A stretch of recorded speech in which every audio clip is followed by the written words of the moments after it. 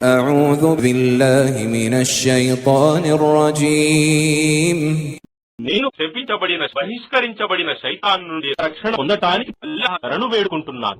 سنقرئك فلا تنسى మేము నీ చేత ఖురానును చదివింపజేస్తాము, తరువాత నీవు దానిని మరచిపోవు.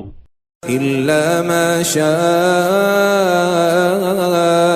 الله إنه يعلم الجهر وما يخفى అల్లాహ్ కోరింది తప్ప నిశ్చయంగా బహిరంగంగా ఉన్నది మరియు గోప్యంగా ఉన్నది అన్నీ ఆయనకు బాగా తెలుసు.